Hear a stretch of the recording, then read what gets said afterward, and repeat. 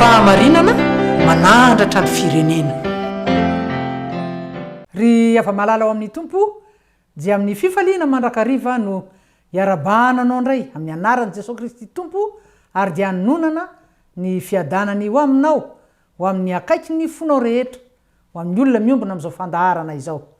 dia metsika an'Andriamanitra mandrakariva ny voninahitra. Amen. Hivavaka isika. Ry Andriamanitra rainay tsara indrindra. Mankasitraka anao izahay noho ny amin'ny tombonandro-pahavelomana ry tompo ka na dia eo aza ny zavatra maro mifamaofao eo amin'ny fiainanay eto amin'ity tany ity dia fantatray fa velona ianao, fitiavana ianao, miazona ny fiainanay ianao ka dia mankasitraka indrindra ry tompo ary ny fanahy masina hatrany ene no iasa manan-kereto ary ny voninahitra dia ho anao ray zanaka fanahy masina amin'ny anaran'i Jesosy Kristy tompo ny vavanay. Amen. Ry havana iverina ibanjana indray ny amin'ny fiainan-danitra isika amin'izao vanim-potoana izay mbola anohizana ny ady mamay amin'ity Covid-19 ity azo atao hoe ady lehibe mihitsy manerana izao tontolo izao dia inona fa tena ampahery antsika ny resaka mifantoka amin'ny fiainan-danitra ny voalazan'ny soratra masina mahakasika izany fiainan-danitra izany izay manomboka eto an-tany diainga miainga eto amin'ity planeta tany ity ary mitohy any an-danitra any. Fiainana manomboka amin'izao fotoana velomantsika izao ary mazava ho azy fa miaraka amin'Andriamanitra ray zanaka ary fanahy masina izany. Ry havana tsy misy fahasambarana mihoatra noho ny fahazahoana antoka fa misy ny fiainana mandrakizay izay efa miandry anao miandry antsika mpino kristianina ao ambadika izao fiainana hita maso izao fiainanao isika miaraka amin'Andriamanitra rahatray ao amin'ny lapany ray ary jeny eto amin'ity tany fandalovana ity zany dia ho antsika zay efa tokony hanomana tsara izany fiainan-danitra izany. Eny manomboka misitraka izany isika ary aoka tsy ho diso hevitra ka isaina fa rehefa maty vao misitraka fiainan-danitra tsia fa jeny izao mbola velona izao jeny izao mbola miriaria miaraka amin'ny ankonana miaraka amin'ny ray aman-dreny ao an-tokantrano ny zanaka ny mpiray tampo miaraka amin'ny fianakaviana amin'ny olona samihafa dia jeny eto an-tany eto sika dia mila mahazo antoka tsara fa efa manomboka miaina izany fiainana maritra mandrakizay izany ary efa mizotra mizotra mankany an-danitra. Ry havana ho jerentsika ary aloha ny momba ny fiainan-danitra izany hoe ny fiainana mitohy ao ambadiky ny fahafatesana ny fiainana ao amin'ny lampan'Andriamanitra ray ivantanan'ny mpino rehefa maty izany hoe rehefa tsy mitempo intsony ny fony. Ry havana mba tena fantatrao ve mba azonao an-tsaina ve fa fiainana tsy misy okianina izany fiainana izany ary tsy ampy ilazana azy ny vaombolana noforontsika zanak'olombelona tsy tena mahalaza izany fiainan-danitra izany ny vaombolana fampiasantsika satria isika nge dia olombelona voafetra ihany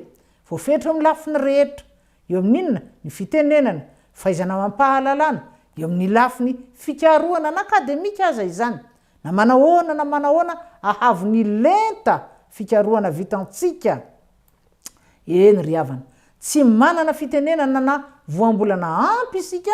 hoentina milaza ny atsara ny fiainana ao an-danitra ao ny hakantony ny mahafiainana fanaperana maharitra mandrakizay. Mahita santionany ihany sika ao amin'ny boky ny Apokalipsy ao ary dia mampirisika antsika tokoa hamaky zany boky mamarana ny baiboly izany. Manaraka izany ry havana fantatsika fa ny fiainana eto an-tany kosa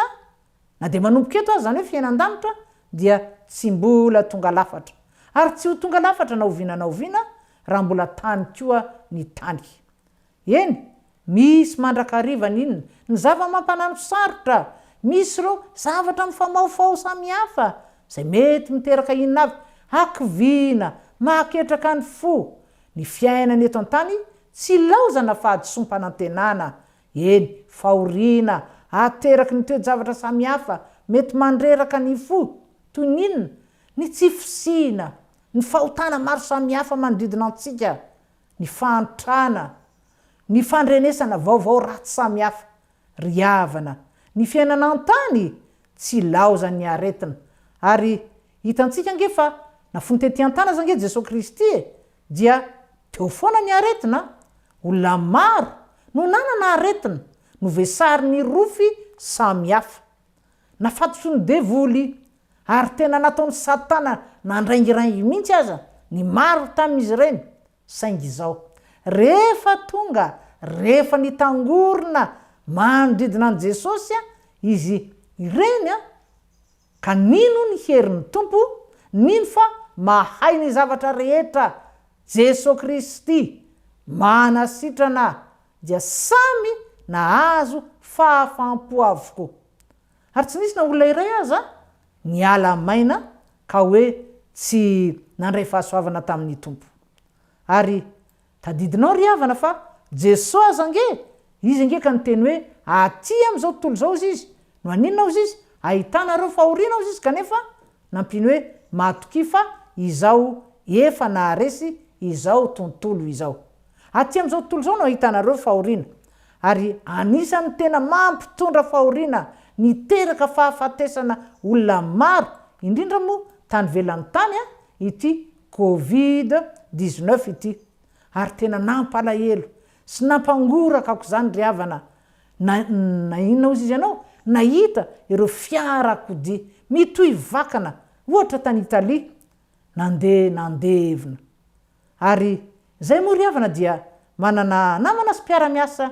tamin'ny vadiko zany izay tsy de manahoana loatra moa ny finoany an'Andriamanitra zany ary dia italiana moa izy ireo de nampaherezina mivady eny nanoratana ny amin'ny hoe nandefasana fampaherezana hoe nivavaka ho azy izahay ary de nalefa ny tenin'Andriamanitra ary dia samy naharay izy rehetra teratany italiana izy ny isa 7 izy ary samy faly ny saotra ry havana ary de saoranay an'Andriamanitra moa izany eny mankasitraka an'Andriamanitra koa isika fa noho ny famindram-pony dia tsy mba nisy maty teto Madagasikara na vahiny izany na malagasy tsarovy mandrakariva ny teny nataon'ny tompo averintsika indray ao amin'ny Jaona 9:12 ary de hojerentsika mihitsy moa ny baiboly Jaona 9:12 ka eo amin'ny andininy 7:30 ny tapany faharoa nge izy milaza toy izao amin'ny anaran'ny tompo fa kitsika manontolo izany teny zany ozy izy resaka tamin'ny mpianany Jesosy efa nolazaiko taminareo mba hanananareo fiadanana amiko ao am' Jesosy tsika de manana fiadanana de hoy izy aty am'izao tontolo zao no ahitanareo fahoriana nefa matokia izao efa naharesy izao tontolo izao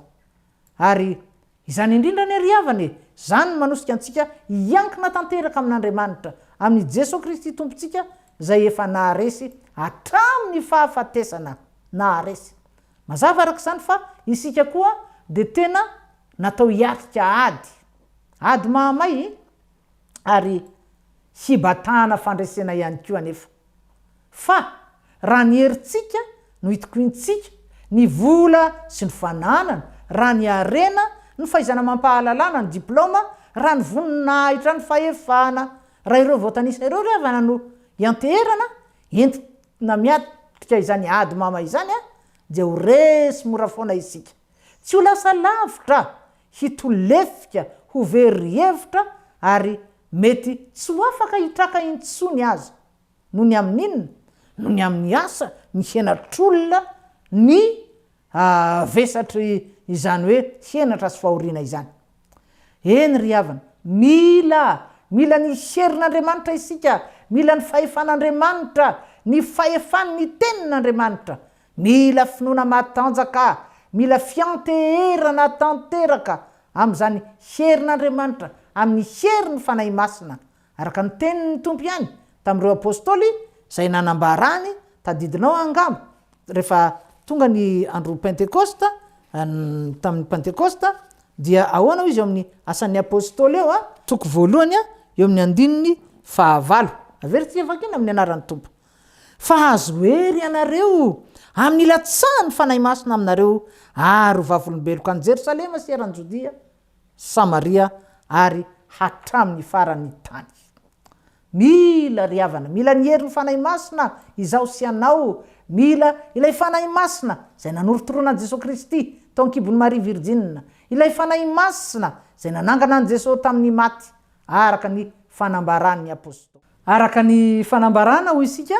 nataon'ny apôstôly Paoly ao amin'ny Rômana toko fahavalo eo amin'ny andininy faha 1:20 mila fifamatoran'aina amin'ny tompo isika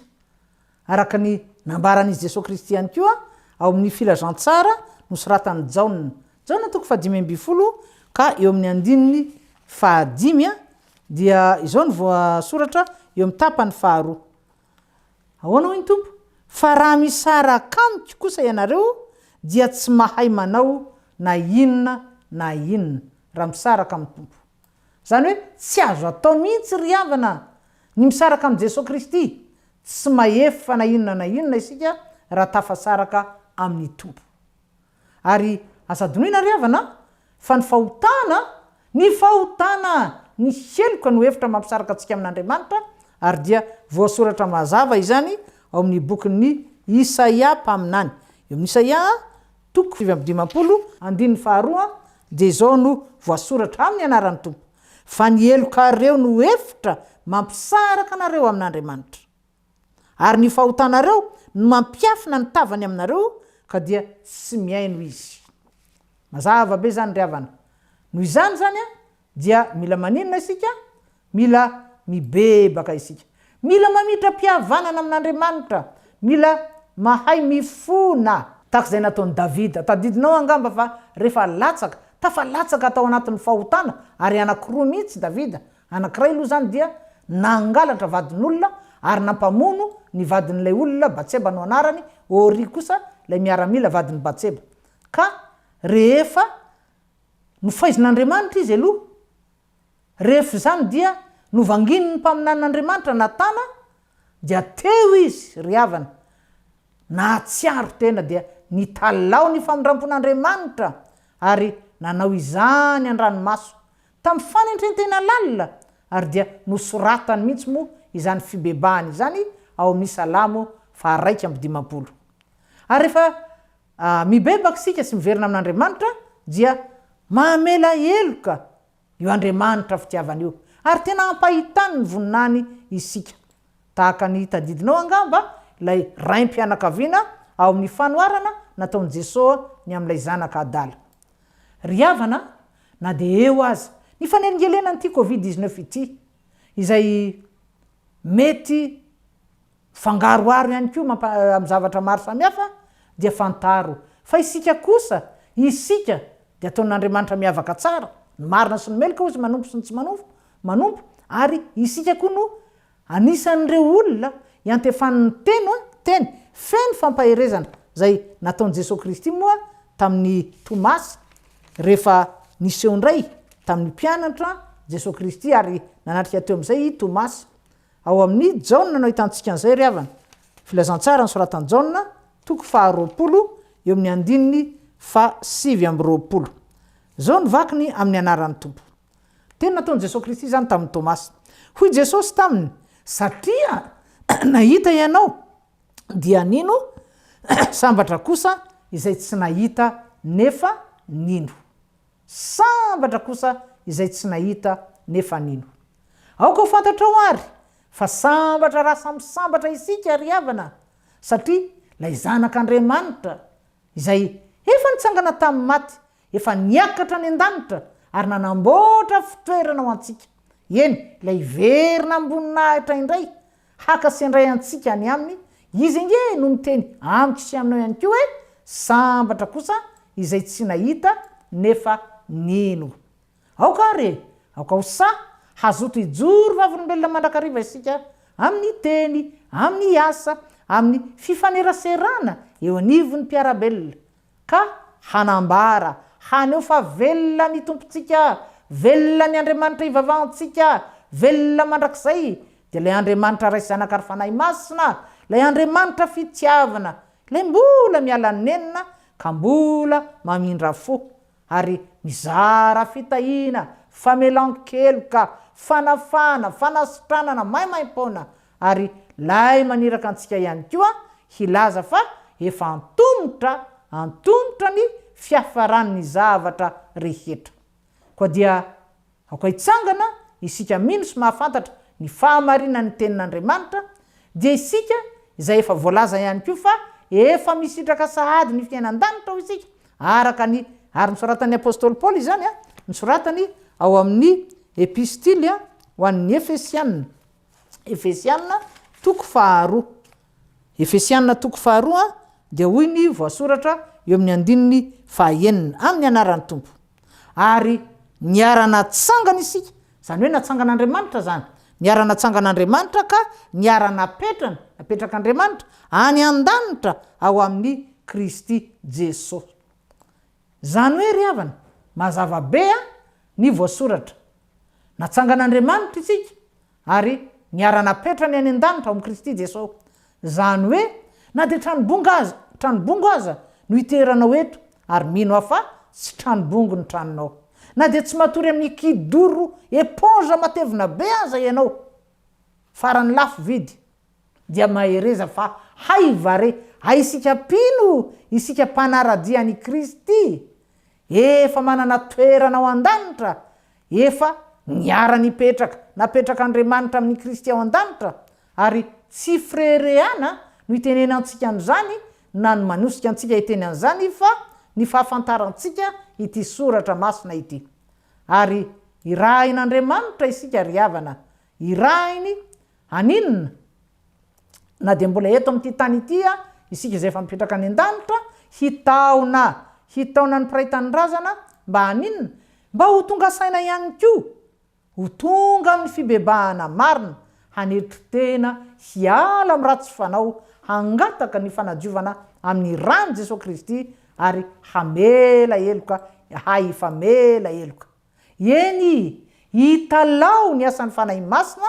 mba hampifantoka antsika amin'ny asa ampanaoviny Tompo antsika tsirairay ary tsy hoe herikerika hijery ny hafa na anontany Tompo momba ny fiainan'ny hafa fa handinika ny tenantsika amin'izao andro mahory izao. Handiny tena, hibebana, andro ampaherezana ny hafa ihany koa ary hitalaona trano isika ny fahafenoan'ny fanahy masina mba hananantsika ny vokatry ny fanahy masina dia ireo fiainana anaty be dia be.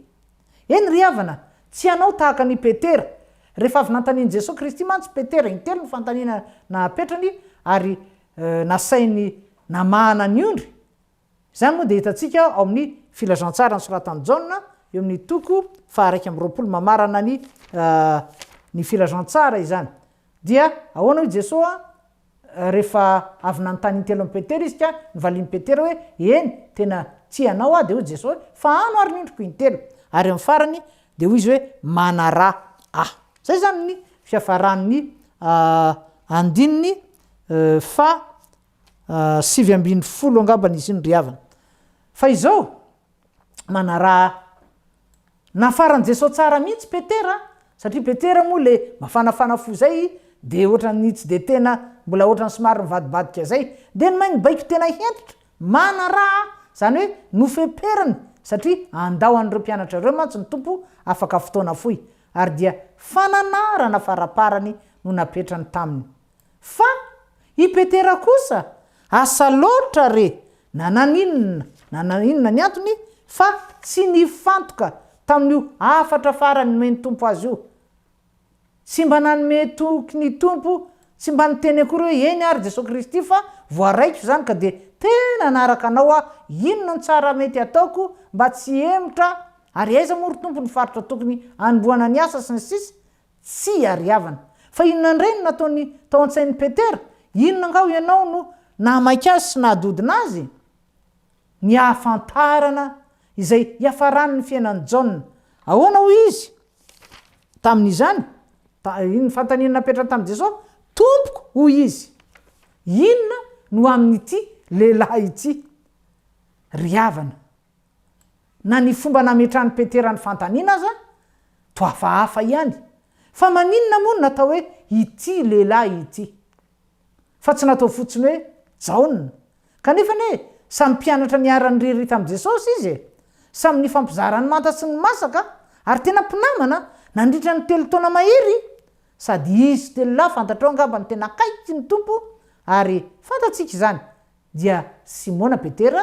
sy Jaona ary Jakoba rahalany hanika somary henjana ihany ny fomba namaliany Jesosy ny fantaniany Petera dia vakitsika nge izany ahoana hoe namaliany Jesosy azy raha tiako hitoetra ny 2:20 amin'ny anaran'ny tompo hoy Jesosy taminy valiny teniny tamin'ny Simona Petera zany raha tiako hitoetra izy mandra-piaviko ahoanao izany fa manaraha ay ianao ry havana misy teny frantsay